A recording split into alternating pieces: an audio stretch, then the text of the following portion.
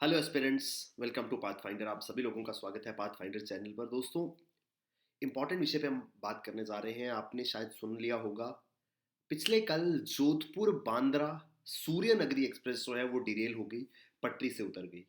और समय समय पर ऐसे हादसे जो है वो देखने को मिलते हैं कि ट्रेन जो है वो पटरी से उतर जाती है। कई बार इस हादसे में काफ़ी जान माल का नुकसान होता है, कई बार इंटेंसिटी उतनी ज़्यादा नहीं होती है। इस विषय पे बात करते हुए हम आज इस लेक्चर के माध्यम से समझेंगे कि क्या वजह है, क्यों पटरी से रेल जो है वो उतर जाती है, और इसका क्या इम्पैक्ट जो है वो रेलवे के ऊपर आता है। इस विषय पे विस्तार से चर्चा करेंगे। दोस्तों, मेरा नाम शुभम सरदालिया है। इस प्रिपरेशन में मैं आपका एजुकेटर हूँ, आपका मेंटोर हूँ। बेस्ट ऑफ द कोर्सेज और बेस्ट ऑफ द क्लासेस आपके लिए अन अकेडमी लेकर के आता है। आप अन अकेडमी के बेस्ट एजुकेटर्स, टॉप एजुकेटर्स की गाइडेंस में इस एग्जाम की तैयारी कर सकते हैं। ईयर्स ऑफ एक्सपीरियंस के साथ हम लोग आपको गाइड करेंगे सो दैट आप इस एग्जाम की प्रिपरेशन को अच्छे से कर पाए, बहुत जल्दी इस एग्जाम को क्वालिफाई कर पाए। अन अकेडमी आपको देता है best of the educators, flexibility to change your course, daily answer writing practice, live mentorship, doubt solving session, यानी कि हर वो चीज़ जो रिक्वायर्ड है इस एग्जाम को क्वालिफाई करने के लिए वो आपको प्रोवाइड कराई जाती है। इसके लिए आपको जुड़ना है हमारे प्लस और आइकॉनिक कोर्सेज में, जिन पर आपको मैसिव डिस्काउंट्स दिए जा रहे हैं अंडर दिस रिजॉल्व 2023। 2023 के यूपीएससी एग्जाम के 2023 के अंदर अगर आप यूपीएससी एग्जाम की तैयारी कर रहे हैं तो इस पूरे साल का बेस्ट ऑफ द यूज आप कर पाए, इस उद्देश्य के साथ में हमने मैसिव डिस्काउंट्स अपने सभी कोर्सेज पर आपके लिए अनाउंस किए हैं। एज हाई एज 15,600, 15,000 से ज़्यादा के डिस्काउंट्स आपको मिल पाएंगे अगर आप हमारे साथ एनरोल करते हैं। दोस्तों, किसी भी कोर्स में आप एनरोल करते हैं, आपको यूज़ करना है हमारा कोड SAR10। ये कोड आपको मैसिव डिस्काउंट सभी कोर्सेज पर दिलाएगा। प्रीलिम्स 2023 के लिए बाइलिंगुअल इंग्लिश बैच रफ्तार जो है वो स्टार्ट हो रहा है 5 जनवरी से। आरंभ batch for 2024 UPSC exam start हो रहा है 12 जनवरी से। ये सारे के सारे एग्जाम्स आपको, सारे के सारे कोर्सेज एग्जाम के लिए आपको तैयार करेंगे, और इन कोर्सेज पर आपको 0% EMI का ऑप्शन मिलेगा, मैसिव डिस्काउंट्स मिलेंगे। ये सब चीज़ों के लिए आपको याद रखना है ये कोड SAR10, तो इस कोड का ज़रूर इस्तेमाल कीजिएगा। दोस्तों, हम बात करने वाले हैं ट्रेन डिरेलमेंट या ट्रेन का पटरी से उतरना दरअसल क्या होता है। 2 जनवरी सुबह अर्ली मॉर्निंग करीब 3 साढ़े 3 बजे सुबह के 11 कोच जो है वो बांद्रा टर्मिनस से जोधपुर जाने वाली सूर्य नगरी एक्सप्रेस के डिब्बे जो है वो पटरी से उतर गए। राजस्थान के पाली के नज़दीक ये हादसा हुआ। कुछ लोगों के घस के घायल होने की खबर आई, हालांकि किसी की जान जो है वो इस हादसे में नहीं गई, जो कि एक बहुत ही राहत वाली बात यहाँ पर रही है। बांद्रा टर्मिनस से शुरू होकर जोधपुर को ये ट्रेन जो है वो जा रही थी। मारवाड़ जंक्शन, राजस्थान में मारवाड़ जंक्शन को इसने क्रॉस किया था, और जो पैसेंजर्स हैं जो ट्रैवल कर रहे थे उसमें उन्होंने बताया कि 5 मिनट ही हुए थे ट्रेन के मारवाड़ जंक्शन से डिपार्ट किए हुए जब ये हादसा हो गया। एकाएक काफ़ी बड़ा आवाज़ जो है वो आई। जब उसके बाद ट्रेन रुकी, जब देखा गया तो स्लीपर क्लास के 11 डिब्बे जो हैं वो पटरी से उतर चुके थे, वो डिरेल हो चुके थे। अब सवाल ये है कि ट्रेन डिरेल कैसे होती है और क्या इसके पीछे कारण बनते हैं। अगर हम ट्रेन एक्सीडेंट्स की बात करें, ट्रेन एक्सीडेंट्स जो है वो काफ़ी ज़्यादा खतरनाक होते हैं। सबसे पहले तो उन पैसेंजर्स के लिए जो ट्रेन के अंदर मौजूद होते हैं, उसके अलावा पेडेस्ट्रियंस, जो राहगीर जो आसपास के रास्तों से गुजर रहे होते हैं, जो वाहन वहाँ से जा रहे होते हैं, या फिर ट्रेन और उसके बाहर की जो प्रॉपर्टीज़ है। बहुत बार ट्रेन जो है वो रिहायशी इलाकों से होकर के जाती है, कई बार ऐसे एरिया से होकर के जाती है जहाँ पटरी के दोनों ओर लोगों के घर रहते हैं, या फिर कोई इंडस्ट्रियल एस्टेब्लिशमेंट है, कोई बिजनेस ऑक्यूपेशन वहाँ पर कर रहा है, तो किसी भी तरीके की प्रॉपर्टी को नुकसान पहुँच सकता है। कोई अगर वाहन वहाँ पर गुजर रहे हैं या पार्कड है, कोई राहगीर वहाँ से जा रहा है, और सबसे ज़्यादा खतरनाक उन पैसेंजर्स के लिए जो अंदर बैठे होते हैं, तो काफ़ी सारा नुकसान जो है वो इससे हो सकता है।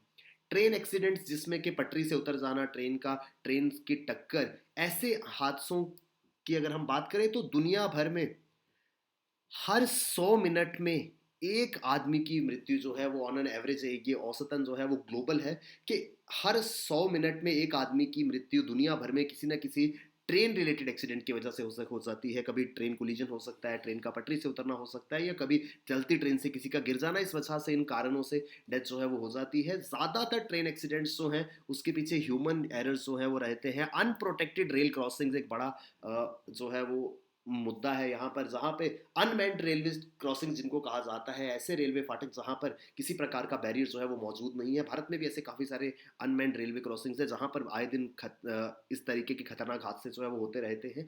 इस उद्देश्य के साथ कि इस प्रकार के हमलों को, या सॉरी, इस प्रकार के हादसों में कमी आए, सरकार ने कुछ साल पहले सेतु भारतम नाम की योजना की शुरुआत करी थी, जिस योजना के अंतर्गत जितने भी रेलवे क्रॉसिंग्स हैं उन्हें वहाँ पर अंडरपास बनाए गए कि किसी को भी ट्रेन की पटरी को क्रॉस करके ना जाना पड़े। ट्रेन के नीचे से रोड बना करके गाड़ियों को वहाँ से गुजारा जाएगा।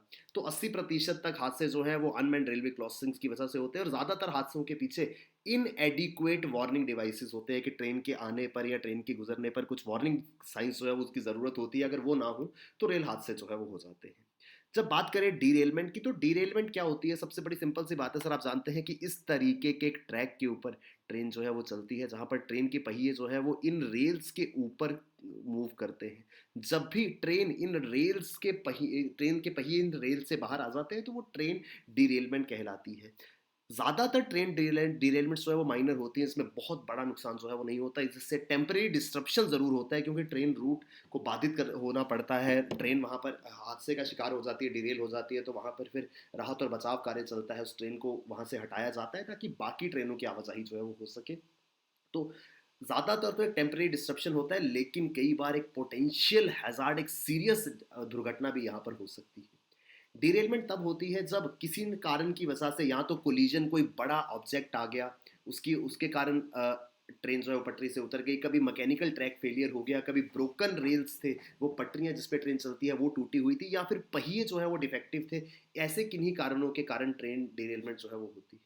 ज़्यादातर ट्रेन डिरेलमेंट के पीछे जो रीज़न है वो होता है सर फिश प्लेट्स। आपने ट्रेन का सफ़र ऑलमोस्ट सभी ने किया होगा, तो थोड़ी थोड़ी दूरी पर ट्रेन की पटरियों को आपस में जोड़ने के लिए फिश प्लेट्स जो है वो लगाई जाती हैं। एग्जाम्पल के तौर पर इस तरीके से ये रेल जहाँ पर जुड़ती हैं वहाँ पर ये फिश प्लेट्स लगाई जाती हैं। इनके बीच में जानबूझ करके गैप जो है वो छोड़ा जाता है, क्योंकि तापमान के बढ़ने और कम होने के कारण इसमें बदलाव आता है। कई बार एक्सपैंड होने पर ये गैप जो है वो पूरा हो जाता है, जब कॉन्ट्रैक्ट करती है टेम्परेचर के कारण तो ये गैप बढ़ जाता है। इस तरीके से गैप जो है वो जानबूझ करके छोड़ा गया होता है। और ऐसे पॉइंट्स पर इस तरीके की प्लेट्स, जिन्हें हम फिश प्लेट्स कहते हैं, उनके माध्यम से ट्रेन ट्रैक्स को या ट्रेन रेल्स को आपस में जोड़ा जाता है।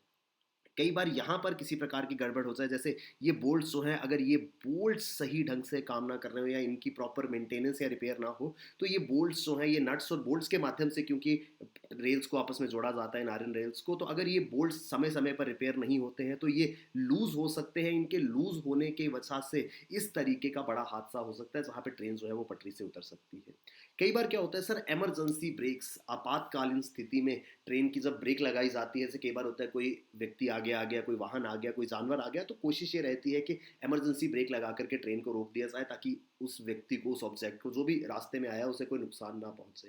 लेकिन होता क्या है सर, क्योंकि ट्रेन की गति जो है वो काफ़ी ज़्यादा होती है, जब हाई स्पीड पे ट्रेन एकदम से इमरजेंसी ब्रेक्स लगाती है तो काफ़ी ज़्यादा फ्रिक्शन क्रिएट होता है पहिए और ट्रैक के बीच में, क्योंकि दोनों ही लोहे के बने हैं, तो पहिया और ट्रैक दोनों के बीच में काफ़ी ज़्यादा फ्रिक्शन जो है वो क्रिएट होता है, जिससे कई बार डीरेलमेंट हो जाता है, ट्रेन पटरी से उतर जाती है। तो उस तरीके के हादसे होते हैं। सर, ट्रेन स्पीड जो है वो भी एक बड़ा कारण बन सकती है। अगर ट्रेन बहुत तेज़ रफ्तार में गुजर रही है, और इस इतनी रफ्तार में कई बार हादसा जो है वो हो सकता है, ट्रेन जो है वो पटरी से उतर जाती है, क्योंकि स्पीड बहुत ज़्यादा होती है, तो speeding often becomes the cause of this. अब एक जो भारत के अंदर समस्या आती है सर, ज़्यादातर रेलवे ट्रैक्स जो है वो काफ़ी ओल्ड है, इवन दो समय समय पर उनको रिपेयर किया जाता है, लेकिन एक स्ट्रेच में पूरा का पूरा जो रेलवे नेटवर्क है उसे रिपेयर कर पाना काफ़ी मुश्किल है। तो रिपेयर वर्क अगर समय से ना हो, या कहीं पर कोई एरर ह्यूमन की एक्टिविटी की वजह से हो जाए, तो वहाँ भी एक एक्सीडेंट का कारण जो है वो बन जाता है। एक और बड़ा रीज़न, एक और बड़ा कारण है इस प्रकार के एक्सीडेंट्स का, वो ये है, आपने कभी देखा होगा कि ट्रेन अपनी पटरी जो है वो बदलती है, क्योंकि अलग अलग डायरेक्शंस में ले जाने के लिए पटरी को जो है वो गाइड किया जाता है ट्रेन को एक ट्रैक से दूसरे के ऊपर। तो मैकेनिकल इंस्टॉलेशन जहाँ पर है, मैं अभी आपको तस्वीर के माध्यम से बताऊंगा। हालांकि आजकल ज़्यादातर जो ट्रैक्स है वहाँ पर ऑटोमेटिक तरीके से ट्रेन को गाइड किया जा रहा है, लेकिन आज भी बहुत जगहों पर मैकेनिकल इंस्टॉलेशंस का इस्तेमाल किया जाता है, जिससे ट्रेन का ट्रैक जो है वो बदला जाता है। इसकी मदद से ट्रेन को एक रास्ते से दूसरे रास्ते पे ले जाया जाता है।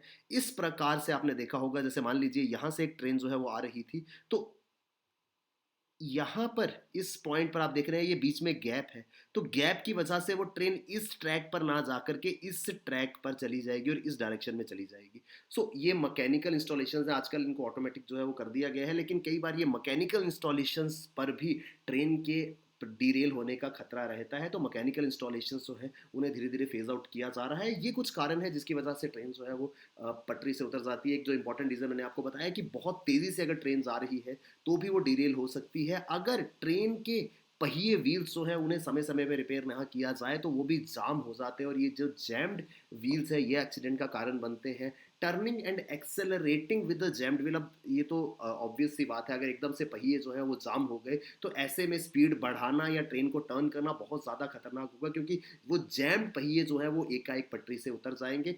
इस तरीके के हादसों के कारण रेलवे को काफ़ी सारा नुकसान जो है वो होता है, क्योंकि रेलवे का पूरा जो प्रोसेस है, क्योंकि ट्रैक्स जो है वो फिक्स्ड है, उसी ही ट्रैक पर एक के बाद एक रेलगाड़ियाँ जो है गुजरती है। अगर एक भी रेलगाड़ी डिरेल हो जाती है तो पूरा का पूरा उस इलाके का रेलवे सिस्टम जो है वो हॉल्ट पर आ जाता है। पहले उस ट्रेन को वहाँ से हटाया जाता है, उसके बाद ही सुचारू रूप से बाकी ट्रेन चल सकती हैं। तो पूरा का पूरा टाइम टेबल डिस्टर्ब होता है, पूरा सेटअप जो है वो इसमें अपसेट हो जाता है। काफ़ी नुकसान जो है वो रेलवे को बेयर करना पड़ता है। तो इस तरीके की इश्यूज जो है वो रेलवे के लिए पैदा हो जाते हैं जब भी डिरेलमेंट होता है, क्योंकि न्यूज़ के अंदर देखने को मिला एक रीसेंट डिरेल का एक्सीडेंट जो है वो सामने आया था। इस वजह से हम बात कर रहे थे कि क्या होती है डिरेलमेंट, कैसे होती है। इस तरीके के दोस्तों इंपॉर्टेंट आर्टिकल्स आपको हमारे चैनल पाथ फाइंडर पर मिलते रहेंगे। अगर आप पहली बार हमारे साथ जुड़े हैं, चैनल को सब्सक्राइब कर लीजिए और हमारे साथ बने रहिए, सो दैट ऐसे इंपॉर्टेंट चीज़ें हम आपके लिए लेकर के आते रहे। और दोस्तों मोस्ट इंपॉर्टेंट थिंग, अगर आप तैयारी कर रहे हैं सिविल सर्विस एग्जामिनेशन की, अगर आप सिविल सर्विसेज के एस्पिरेंट हैं तो आपको हमारे साथ जुड़ना है हमारे प्लस और आइकॉनिक कोर्सेज में, जहां पर आपको बहुत ही कम प्राइस पर बेस्ट ऑफ द कोर्सेज जो कि आपको यूपीएससी एग्जाम के लिए प्रिपेयर कराएंगे वो प्रोवाइड कराए जाते हैं। आपको यूज़ करना है हमारा code SAR10। Thank you very much, all the best, keep working hard, bye bye, take care, जय हिंद।